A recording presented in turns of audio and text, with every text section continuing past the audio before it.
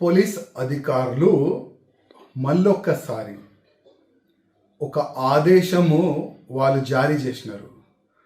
ఆ ఆదేశంలో ఏముందంటే, ఎవరైనా హిందూ ఎస్ఐ కానీ, ఇన్స్పెక్టర్ కానీ, ఏసీపీ కానీ, కానిస్టేబుల్ కానీ, ఏదైనా పదవిలో ఉన్న ఆ పోలీస్ అధికారులు కానీ, కానిస్టేబుల్ కానీ, ఒకవేళ మతపరమైన దీక్షలు వేసుకుంటే ఆయన సొల్లు పెట్టుకొని ఆ దీక్షని కంప్లీట్ చేసుకోవాలి.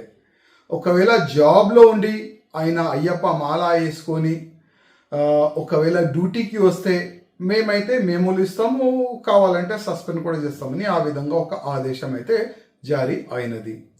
ఇది ఇప్పుడు కాదు, కంటిన్యూగా ఎవ్రీ సంవత్సరం అంటే అయ్యప్ప దీక్ష సమయంలో అంటే డిసెంబర్, నవంబర్, జనవరిలోనే ఇట్లాంటి ఆదేశాలు జారీ అవుతుంది.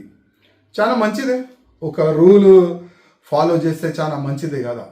కానీ ఈ రూలు హిందువులకే పరిమితి అవుతుందా? నేను పోలీస్ అధికారులకి అడుగుతున్నా, మా రేవంత్ రెడ్డి గారికి అడుగుతున్నా, హిందువులకేనా ఈ రూలు? ముస్లింలకి ఇట్లాంటి రూలు ఉండవా? రంజాన్ సమయంలో చాలా మంది ఇన్స్పెక్టర్ కానీ, ఏసీపీ కానీ, కానిస్టేబుల్ కానీ, ఎస్ఐలు కానీ చాలామంది రోజులు పెట్టుకుంటారు. మళ్ళీ వాళ్ళకి ఫుల్ ఫ్రీడమ్ ఇస్తారు కదా. ఆయన ఏ టైం అయినా డ్యూటీ రావచ్చు, ఏ టైం అయినా మస్జిద్కి పోవచ్చు, నమాజ్ చదవనికి పోవచ్చు, ఇంటికి వెళ్ళిపోవచ్చు, రోజా ఇడవనికి వెళ్ళిపోవచ్చు, ఆయన ఎప్పుడైనా ఏదైనా చేయొచ్చు. ఆయన వాళ్ళకి ఇట్లాంటి రూల్స్ రెగ్యులేషన్ ఎందుకు పెట్టారు?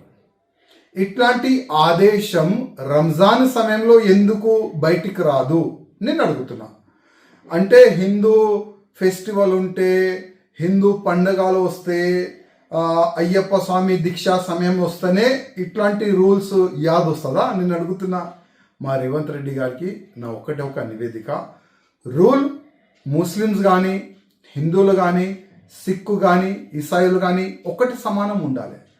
అంటే హిందూ ముస్లిమ్స్ రెండు కళ్ళులుగా ముఖ్యమంత్రి గారు మీకు ఉండాలి. రూల్ హిందువులకి ఏ విధంగా మీరు పెడుతున్నారు, వచ్చే సమయంలో రంజాన్ సమయంలో కూడా ముస్లిమ్స్ కూడా అట్లనే ఒక రూల్ పెడితే చాలా బాగుంటుంది. లేకపోతే హిందువుల్లో ఏం మెసేజ్ పోస్తుంది? కాంగ్రెస్ అంటే ముస్లిమ్స్ పార్టీ, ఆల్రెడీ మీరే అన్నారు. కాంగ్రెస్ అంటే ముస్లిమ్స్ పార్టీ, హిందూ పార్టీ కాదు. దానికి మీరు ప్రూవ్ చేస్తున్నారని నేను అనుకుంటున్నా.